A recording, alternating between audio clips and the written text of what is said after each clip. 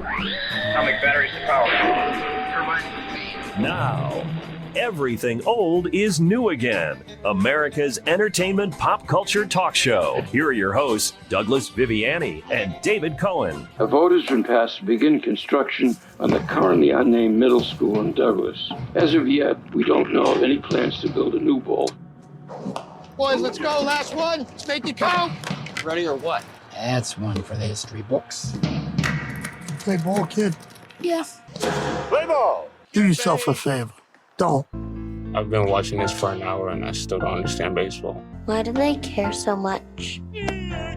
Don't they have more important things going on? They're just like plumbers and stuff. Yeah, it's just one big backyard. My backyard. Really great having you catch me all these years. It's dark. It's sweet.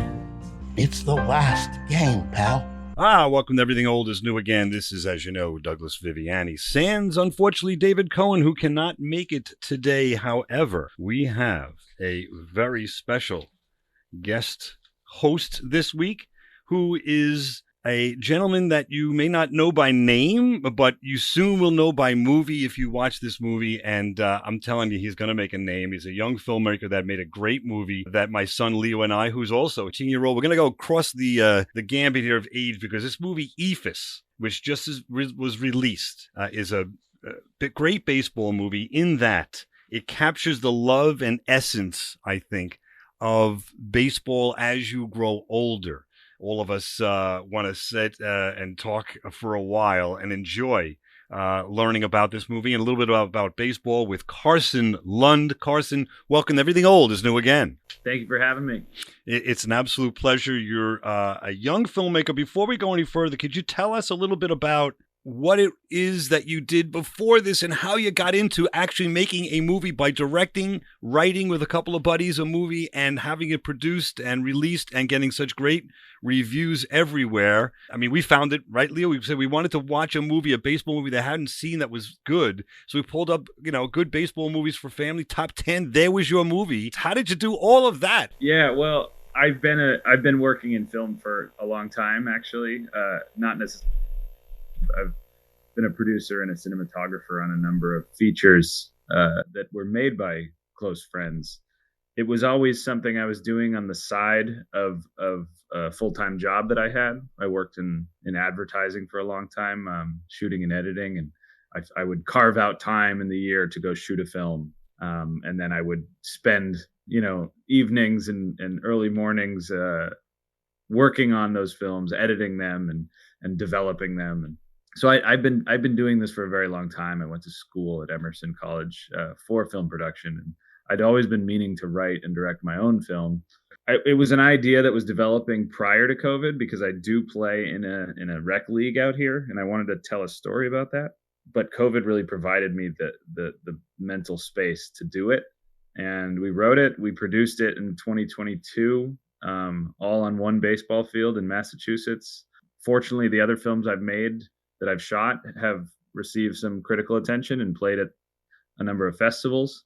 So we were able to tap into some of those resources that we succeeded from in the past and get this movie out there. It fortunately, we world premiered at Cannes in 2024. So that really was that was the ticket. That really helped expand the movie and make everyone aware of it. And fortunately we got distribution in the US and it's all gravy from there.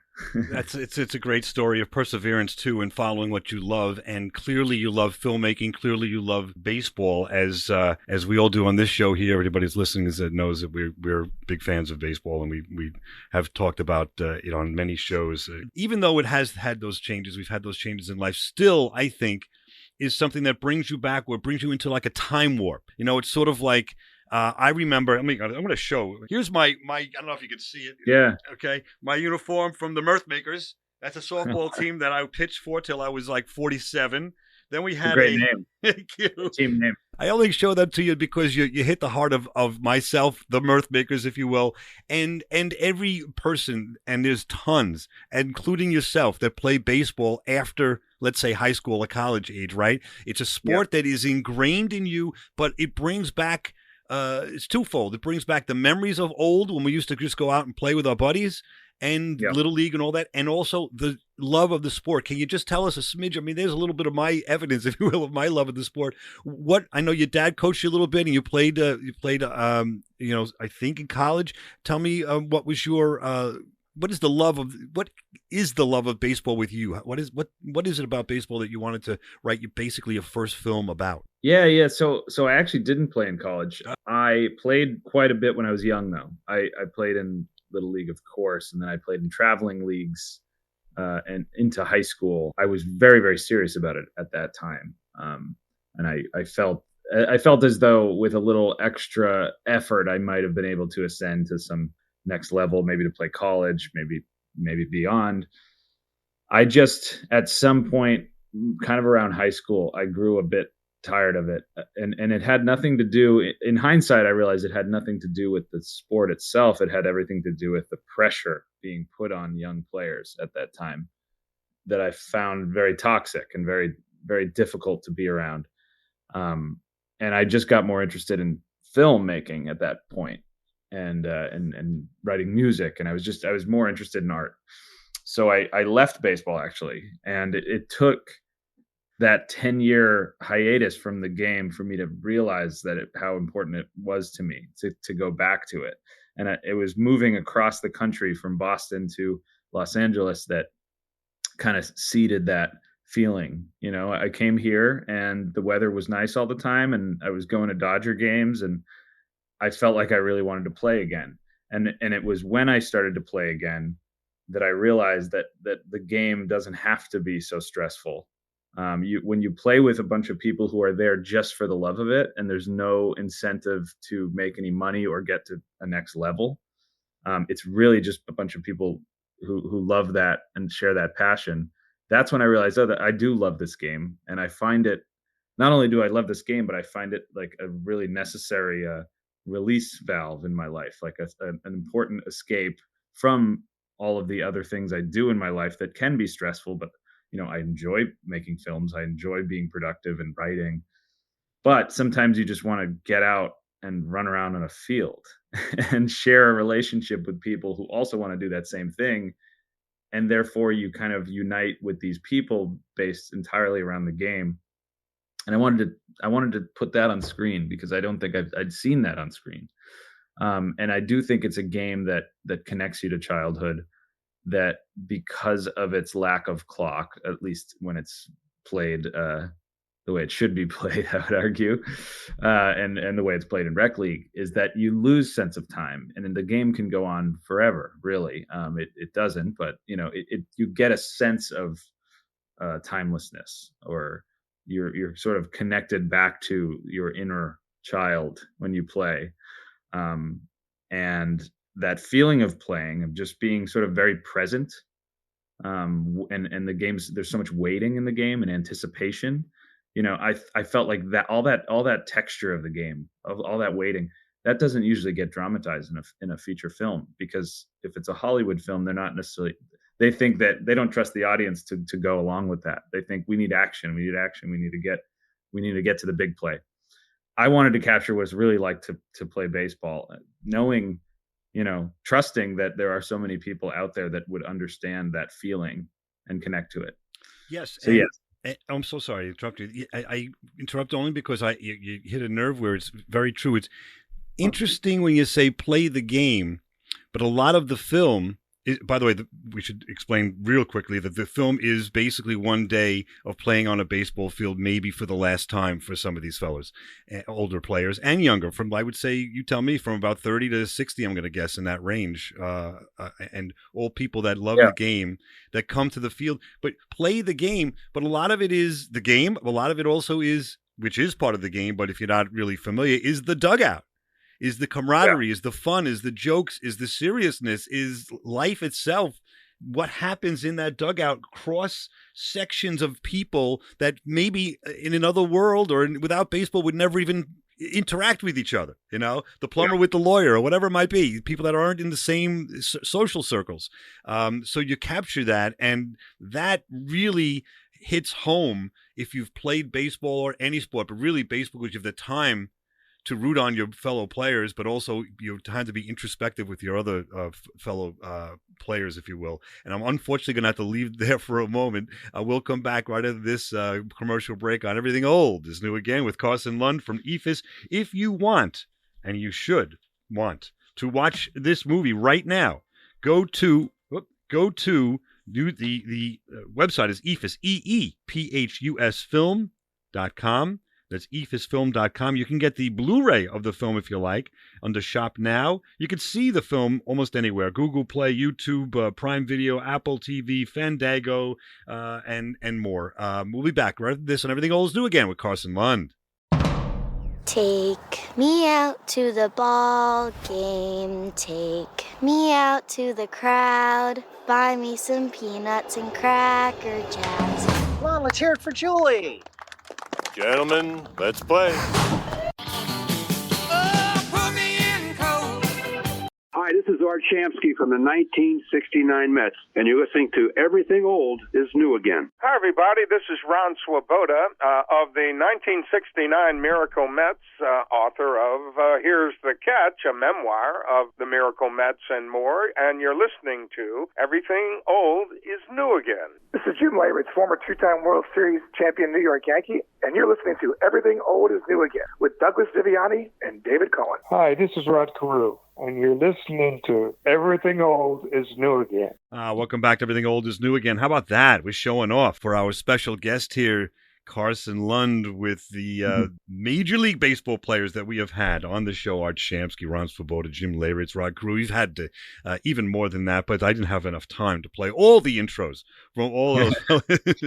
So hopefully we're sort of showing our special guest, Carson Lund, who is the writer, co-writer, and director of Eephus, a film that you've got to see if you like baseball. I'm going to tell you what, it doesn't matter if you like baseball or not. It's a film about individuals interacting with each other, which is where we left off before. And I think Carson wanted to say something, maybe dovetailing on what I was saying about it's not just playing the game, and it's not one of these where you just see baseball being played. There's a lot of interaction with people before, during, and after, and of different social spheres and so forth, getting and playing with each other, if you will, in the dugout. As we do, and that's part of the game too. No, Carson? Yeah. The game itself is a ritual in order to enable all these relationships. For some characters in this movie, they maybe invest more of themselves into the actual game itself and the athleticism of it all. But then for other characters, they're really just there for that camaraderie and for that escape. That was really a question of casting throughout the process. Was like, do I need to find people who are excelling in baseball even into their middle age? Or should I let that go and just focus on making sure I get the right people for the role who fit this world, but who have some sort of emotional attachment to baseball? That was really important for me. And as we started to go through rehearsals, I realized, okay, some of these players, it's been a while since they've played. They're a little sloppy, but that's okay, because I think this is the feeling of playing in a rec league. Sometimes if it's the only league in 30, 40 mile radius, people are going to come out because they want that experience. They need to spend 4 hours every Sunday just letting the pressure off and going out and running around with a bunch of like-minded people. However, to your point, it is people from different walks of life. And I think that's something I really wanted to capture, and how when you bring those people into that space, they develop their own kind of language. They develop their own in-jokes, and they talk about the game while not quite talking about the game. Sometimes the language about the game is a euphemism for something else. And in general, it's just a way to provide this sort of like therapeutic experience. And I think men really need this in their lives. I think when we lose these kind of recreational activities where, quote unquote, there's no point. There's exactly. No point, pointless activity, trivial fun. Like when we lose those things, I think we lose a really vital part of our emotional health. It's so interesting because part of the movie, also you've got two kids taking a look at the game, and one turns to the other. I'm not going to get the exact quote right, but basically says something like, don't these guys have anything else better to do? Because like basically saying they're not that good, and why are they really here? What's going on? And the other one says, no, they're not really anything special, just plumbers and whatever he says. And so the kids can't kind of relate.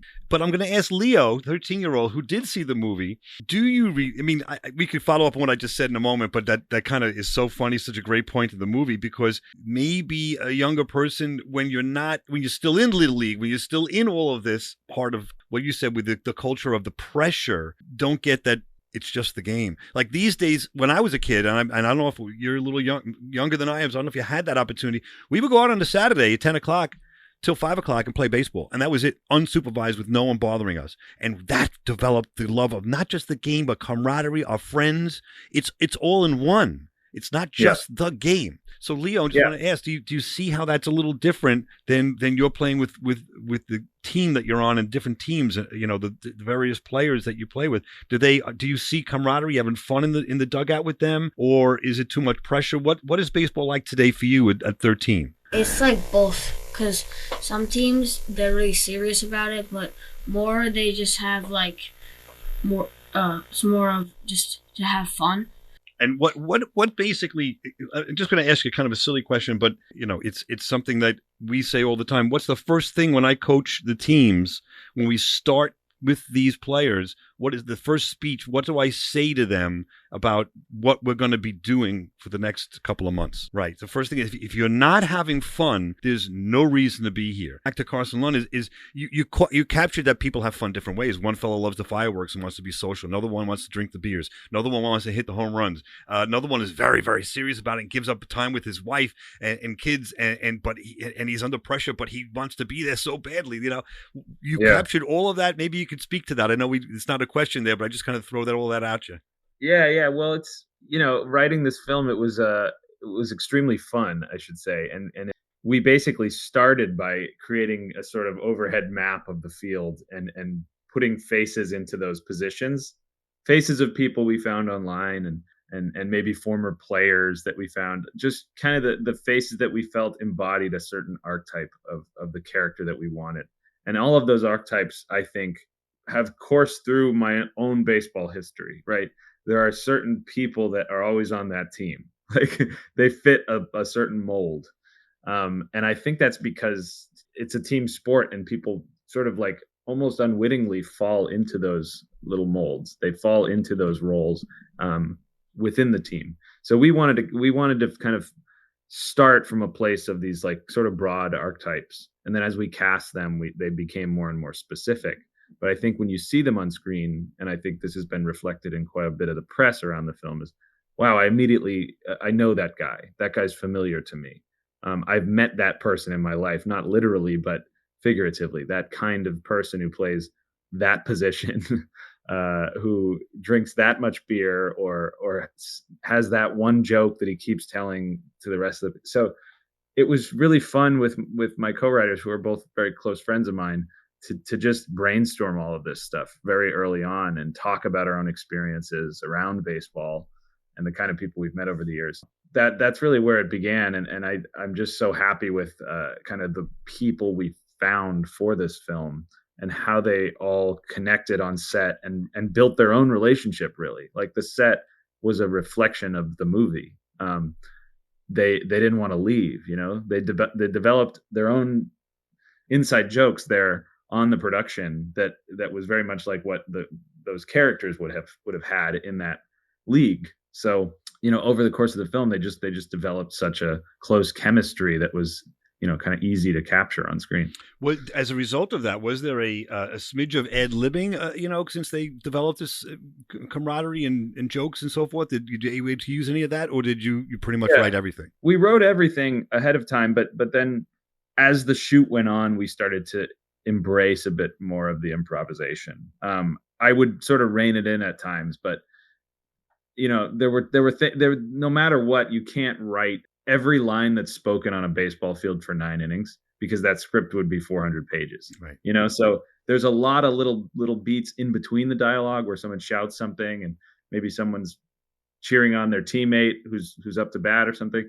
There's a lot of things being said. So I would encourage the improvisation to happen kind of on the edges of the frame.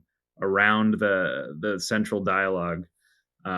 So there's maybe 20 to 30% of improvised lines in this movie, but we always stuck also to the script.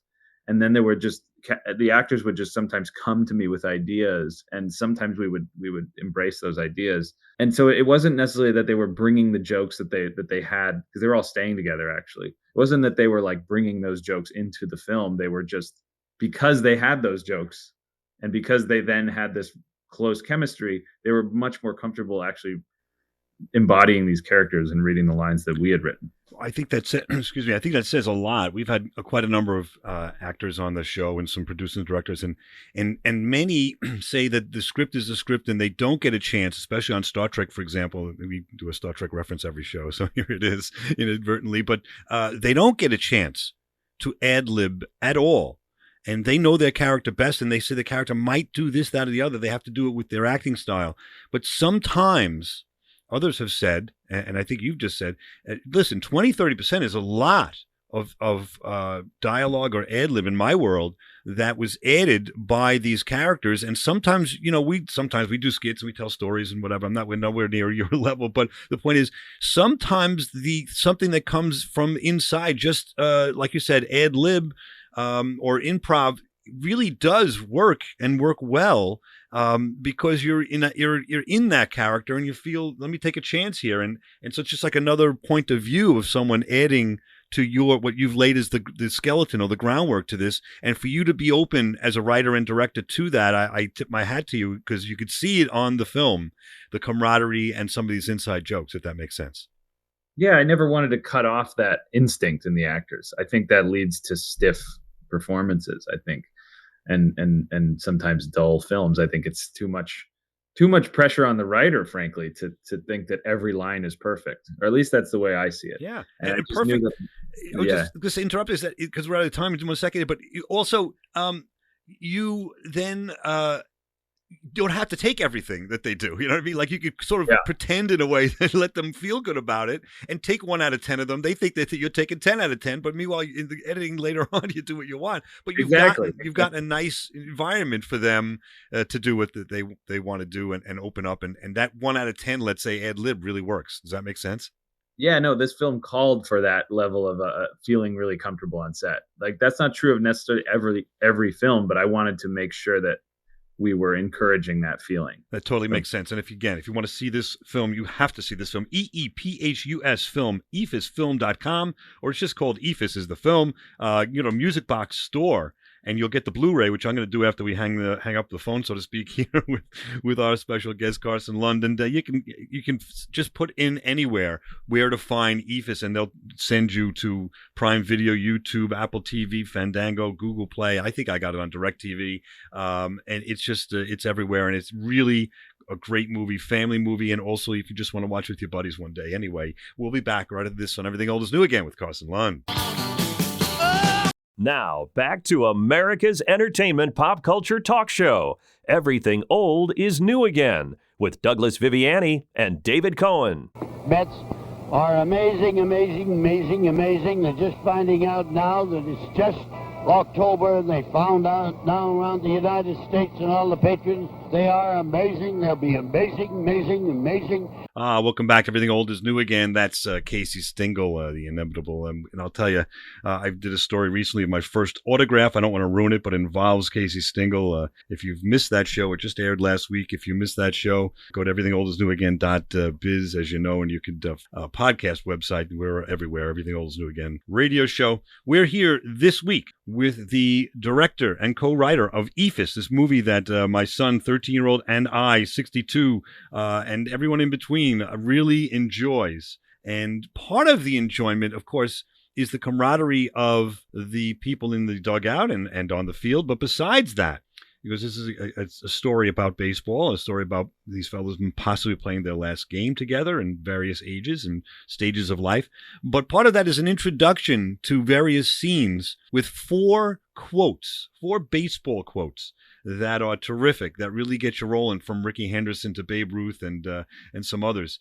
And by the way, Leo met Ricky Henderson And that sort of brought a nice touch to the film for us as well. Because when we met Ricky Henderson, we wanted to ask him, we did ask him, what is a way to become faster? He was, of course, the best baseball stealer of all time. And Leo, tell our special guest Carson Lund, the author and director of Eephus, what Ricky Henderson said to you? He said to run downhill.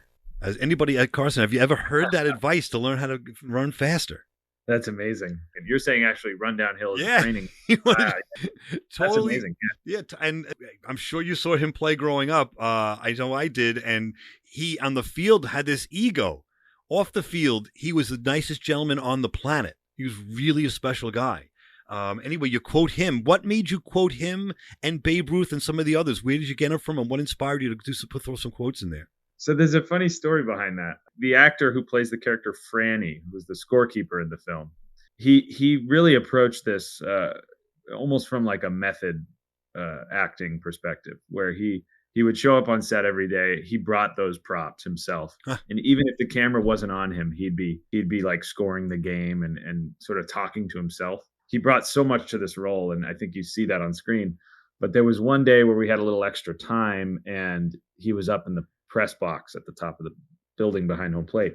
And we had a little extra time, like I said, and he said, "Hey, do you mind if we just roll? And I'm going to read off some things I prepared." And I was like, "Sure, why not? Everyone just quiet on set and let's go." And he started reading these quotes. I think we rolled for about 5 minutes, and he did it with such gusto, and so much personality.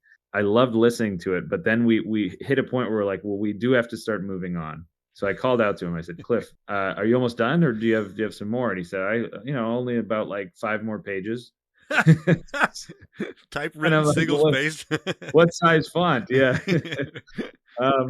There was quite a bit more that he had prepared, but we couldn't continue at that point. But he did, he gave us probably 20 to 30 quotes that I didn't know what to do with in the moment. But it was actually not till the post-production process where the character that Franny is based on, the person that Franny is based on, Franny is based on a character from my hometown in Nashua, New Hampshire, who was someone that went to all these baseball games. I remember him from my childhood. It was just sort of this townie who was always there. I'm in a Facebook group for my hometown online, and I found out that Franny unfortunately had passed away during the production. And suddenly it had my mind was going back down memory lane and thinking about this. I realized that the film is he is the soul of the film in a way. And I was actually at a point in the editing process where I felt like I wanted to create a little more structure and organization to it. So I decided to use these chapter cards to remind you of the time that's passing, of the different times of day. And that's when I realized, okay, actually maybe we bring in some of those Franny quotes here. So it almost feels like the film is coming from his mind or his perspective, that he is the heart of it. And he's also kind of like a surrogate for you as the viewer, because he's the only character there who's there the whole time and who watches the game exclusively, and eventually has to become an umpire, but he's always an observer. So I felt like that would be a nice way to include those quotes. And as far as picking them, I just picked the ones I thought he gave the best performance on it, and I liked. And there were things, like it's getting late early, obviously that has thematic resonance, and then there were some that I just thought were funny, and I wanted to, there were some of my favorite quotes, so I included them, and some of my favorite players as well. That's great. And again, there's your 20-30% of a character bringing in dialogue and a point of view that you didn't even know. And what a great, really, it tells, in my world, it tells a lot about you to be open-minded, to have someone add to your creation and say, you know what I created is what it is. And I don't want to be too egotistical, but if I was you, I'd say it's terrific, but I'm still open to, icing on the cake, or open to a different point of view. That really, to me, says a lot. So now I'm going to be a writer, if you will. I'm trying to segue into what I have here. And I have a couple of quotes, a number of quotes, just for kicks, for our fans, listeners of the show and fans of baseball. Let's see if you know any of who. It's going to be really hard, but we're not going to. There's no prizes and there's no demerits that you get if you don't get them. But here's a couple of quotes. Let's see if you know at least the era or who said this, that, and the other. Let's just see. Let's see one. Never let the fear of striking out keep you from playing the game. Best player of all time. Was that Ted Williams? Close. That's Babe Ruth. Believe it or not. Pitching is the art of. I think Ted Williams is the best player of all time. I know that you're from the. That's why I said close. I should have explained why. Where would you have been if they traded him for DiMaggio? That's a whole nother show, right? Right. Let's take another one. Let's see. You can't hit what you can't see. Pitcher. Goes ways back when. Walter Johnson. Yes. Right. Here's a shortstop that you may not like, but let's see if you know the quote. There may be people who have more talent than you, but there's no excuse for anyone to work harder than you. Derek Jeter. There you go. Right on. And the hustle galore person that when I grew up was the one that everyone spoke about with hustle. You owe it to yourself to be the best you possibly can be. Is that Pete Rose? That's Pete Rose. Yes. Awesome. Here's one. Okay, here's one you should know. Then I'm gonna. Well, let me know if you know who this is. Baseball is the only field of endeavor where a man can succeed 3 times out of 10 and be considered a good performer. I know this quote. It's a famous quote, and I've quoted it myself because of how much baseball is about failure. You have mentioned his name already. Oh, really? Ted Williams. Yeah, you go. Yes. Okay. Listen, I'm not pretending this is easy. This is very hard. So I'm not. Those quotes are important. And again, it's interesting how also on the baseball field, we skipped over something I wanted to say before in the last 2 minutes here. Yeah, these fellows aren't the greatest players in the world, but it's almost like golf. That one shot in golf that you hit so well keeps you coming back. There's a double play made there, if I remember it, and or a play from the outfield to home, and that's played and made well, and a home run another player does. So there you do capture that too, where they're not all just don't want to give the impression that these are not great players. There are some good players there too, making some good plays, and that's what keeps you coming to baseball too. Exactly. And we tried to give those moments the necessary gravitas, like the home run, we give it a whole slow motion sequence. It's the only sequence like that in the film, but because that is sort of a magical moment that can just happen at random in a baseball game. Yeah. And you caught it great. And I only have a minute here, so I'm going to have to leave you with this, but my point or my thought is, and we said this, Leo, before previously. Remember when we saw the movie, we said in some ways, not exactly, but in some ways, it's almost like these were the kids from Sandlot that grew up and played in that the camaraderie is there, and you just really enjoy spending time with this group of people. If that makes sense. Yeah. I didn't think of that when we wrote it, but one of my actors, John Smith Jr., who plays the catcher on Adler's Paint, he kept saying that on set. This is the adult Sandlot. All right, so I'm not as original as I think I am. Language got a bit saltier in the years since Sandlot, but same guys. It's meant to be a compliment. It's hard to do. I don't want to bring something. But it's meant to be a compliment because it is such a camaraderie, such a great film to enjoy time together with your family and or with your friends and or by yourself if you just love baseball, but more importantly, love. I mean, our interact. It is and that's what baseball is, a microcosm of our society in some ways. It's the best of it, where we're all getting along as best we can. And yeah, there are disagreements too, but you move on from your disagreements. Unfortunately, we have a disagreement with the clock right now. We've got to go out on a break, but we'll be back with Everything Old is New again here with Carson Lund, author of Eephus and director, of course, of Eephus. There is a Blu-ray, which I'm going to get. By the way, Blu-ray, do you have any kind of behind-the-scenes things on the Blu-ray? Oh, yeah. We spent a lot of time assembling all the different behind-the-scenes and interviews, and it's quite a package. All right, so there it is, the Blu-ray. You could find on Music Box Store and also Eephus Film with 2 E's, EEPHUSfilm.com. Just press shop now and you'll get that. And you want to see the film first, of course, go to Apple TV, Prime Video, YouTube. It's all over the place. Eephus is the film. We'll be back right into this, and Everything Old is New again. I'm talking baseball. Klazuski Campanella talking baseball. In the American League 8, Rip Stewell was on the mound facing Ted Williams, with runners on first and second and 2 men away. Rip threw Williams his famous blooper pitch. Ted stepped into it and slammed it out of the park. There's his blooper pitch. There it is. A high drive. He was waiting for that one. That one is gone over everything. Perez timed that blooper pitch and slammed it over the screen out on the Lansdowne Street. And now we have another one-run ball game in this World Series. Welcome back to Everything Old is New Again. This is Douglas Viviani, sans David Cohen, but I'm with, Leo Viviani's here. Leo, say hello. Hello. All right, and we're talking about the new movie Eephus with Carson Lund. That was Ted Williams hitting the Eephus pitch in the 1946 All-Star Game, and then we heard 1975 World Series Game 7, Bill Lee pitching to Tony Perez. That has a relation on two levels. Number one, what's an Eephus pitch? Number two, who's Bill Lee? If you don't remember, you should. But if not, who's Billy? And Bill Lee is in the movie. So we're talking with Carson Lund. I love the Eephus pitch. Leo and I, we've had experience with it in softball, and I should say in his little league, and I've taught him it a little bit before the movie ever came out. There was an Eephus pitch back in the 40s, pitched by Rick Sewell. I'm going to pronounce his name wrong. Rick Sewell, right? Yeah, Rip Sewell. Rip Sewell. And Rip Sewell, believe it or not, used that pitch a lot. The only home run ever hit off of him, from what I understand, was that Ted Williams home run. Are you familiar with that? I know you're a Ted Williams fan. I am familiar with that home run and that player. He is sort of like the inventor of the Eephus, you could say, or the first one to have called it that, deriving from I don't know if you know this, but deriving from Hebrew, actually, the word Eephus, E-F-E-S, which is a nothing, and he called it a nothing pitch. Exactly. Yes. Yeah, and sometimes I called it the blooper pitch back in the day. You can hear that on the clip. They Right. didn't know what to call it. And there's a little bit of dispute because Ted Williams says that, he hit the home run off of the Eephus and didn't know it was coming and so forth. And the pitcher himself, Rip, said, of course, he told Ted Williams the pitch was coming, and Ted took advantage.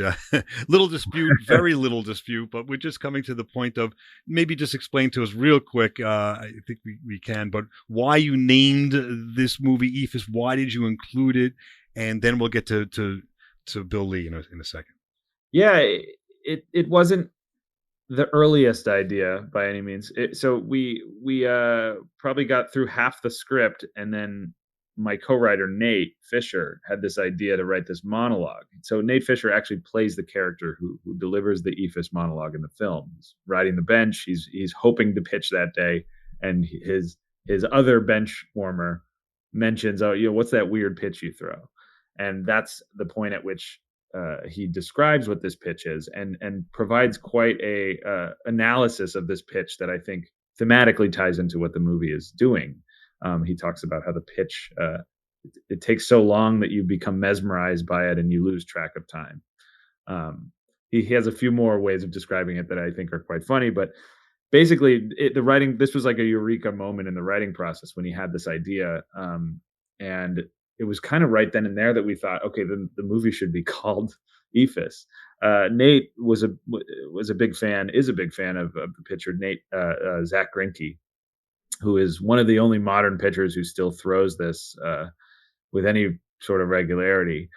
But it provided, I think, like a structuring metaphor for the movie. The idea that this is going to be an unexpected pitch. The movie is going to be within the baseball genre, sure, but it's going to feel a little different than the other baseball movies you know about. It's going to move a little slower, but it's going to make you more attentive and more attuned to the kind of the mesmerizing slow pace of this game, and the way it makes you more alert to life itself. So that was right away. We knew we wanted that to be the title, and we thought it made it sound like a comedy because it's a very funny word. But when we got into Cannes, I had people telling me, well, maybe we should change this title because it's not going to play internationally for people. They don't know what that is. And even in America, it's such a niche baseball term. But I stuck to my guns because I said, this is exactly why it should be the title. It is niche, exactly. And this is all about people who have this very niche hobby and they love it. And I think the film is designed to make you aware of the importance of these little trivial activities in our lives. Yes, and when done right, the Eephus pitch can lead you to the All-Star game, which Rip Sewell was in the All-Star game 3 times, 43, 44, and 46. He had a decent ERA in the 2s and 3s. I mean, the guy was a decent pitcher using that pitch. So we can analogize that as well in that this is an All-Star type movie. I mean, listen, I blew over it before because I wanted to talk kind of fast and get to the point, but of a different question. But this movie, if you look up best baseball movies on Google, I forget the exact words I did, but it's kind of basically that. Maybe for family I may have put in there. This movie comes up way top of the list. It's well worth a shot. I'm telling you, it's a sleeper if you want to call it that, because you kind of don't have this, multi-billion-dollar advertising scheme. You just have everything old is new again behind you, so to speak. But that's all you need, because I think word of mouth is getting around. I intimated before that I coach Little League with baseball, and I've talked to, as we've played the games, all the coaches who really are in their 40s, 50s, and 60s, who are certainly any of us could have been in the cast, had we not been, not acting, if we had acting skills. They all said, either I've seen it or I've heard of it or I will watch it. And all the feedback to game number 2, after I've presented to them, all the feedback, they all said that they really enjoyed the movie. And it was, so I don't know, are you getting word of mouth kind of a thing, or? Yeah. No, we've all been very surprised and grateful for the response we received. I mean, this film traveled all around the country in March. And I'm still seeing, user reviews online about it. Like to this day, it really, we've had so many sold out screenings. There was just a buzz in the air. People would show up with their, rec league uniforms or a vintage baseball uniform. It's such a strong community of baseball lovers in this country, but it's also played well abroad. We played in a lot of different festivals around the world, and it actually had distribution in France. It's about to come out in Japan this fall. So it is getting around. And I think abroad, they see the charm of it. It's not their own experience of playing baseball here in America, but they see the charm of it and they see the themes. It's been amazing. Well, I'll tell you, if you never know, it may play in New York. You never know. You may do something like that. And if you see somebody in the audience wearing cosplaying, if you will, the Mirth Makers uniform, you'll know that was me. And well, we do want to bring it. We do want to bring it back to some movie theaters later this summer, and hopefully in years to come, because we think as long as baseball is happening, there's an interest in showing this film.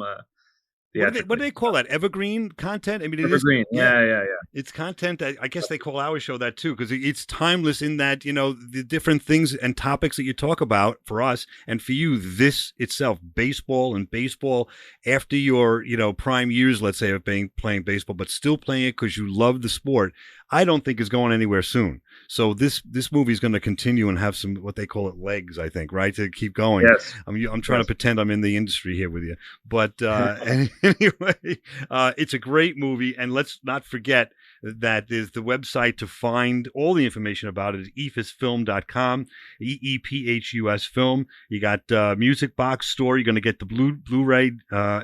It's going to be a lot of fun. There's a lot of behind the scenes there. See the movie first on Apple TV, Prime Video, YouTube, Fandango, Google Play. It's all over. I think it's direct. We saw it on DirecTV, Leo. So it's definitely on DirecTV. Somehow it got on there, which is terrific. It's well worth it. Leo, let's anything that you have on your mind. I don't know. I'm going to put him on the spot. He's 13. He may just say no. But what do you got? Did you enjoy the movie?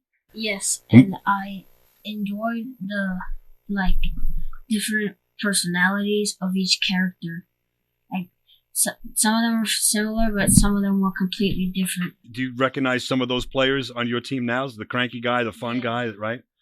The guy that's out of shape, the guy that's in shape. I love the line where you got one of the guys, something about he put a piece of paper in the shredder and he pulled the muscle, and he feels. Yeah. I pulled herniated a disc putting paper in my printer. Right, there you go. Eephus is the name of the film, and Carson Lund. Thank you very much for being on Everything Old is New Again. Thank you. Really appreciate it. Speaking of ad libs, I think we have a special guest. You have a special guest on the show, or the movie that came on board. And it's a fellow that most of us would recognize by name, but maybe not right by sight. There's Bill Lee on the movie, and what did he add to this movie? A lot of ad libs, I heard. Yeah, Bill Lee, famous pitcher from the 70s, played for my team, the Red Sox. He was when we named this film Eephus, we knew we had to find a living legend of the Eephus pitch, and he is exactly that, and is someone who lives upstate Vermont. He's always been a character, an outsider, a really just interesting person. And all I had to do was call his landline, actually, to get him on board with this project. He was excited about it, and he was only on set for 2 days, but he brought so much to the set those 2 days. And when he was pitching, he was ad-libbing the whole time. And then when he had to deliver the lines that we had written for him for the scene, he played jazz with it. Let's say he didn't quite deliver the lines, but he found the point of the scene nonetheless. That's the mark of a true natural performer. Yeah, and it is very natural. It does not look like he's acting at all or sound like it. He probably wasn't. He was on the ball field. He was pitching. And Leo loves, what's the line? What does he say? I'll get you 3 outs. Yeah. Like a mantra. Exactly. So he really is a nice attraction to the movie, and I'm sure it helped you spread the word a little bit that you had somebody, like that in the film. So it's Yeah, and it certainly helped us raise the money too. I mean, we were looking for the financing in New England, and that's a place where his name means something. So yeah. So you've forgiven him for throwing the Eephus pitch to Tony Perez in the World Series at this point? Oh yeah. I mean, that wasn't my experience. I didn't watch that live, so it didn't bother me. That's true.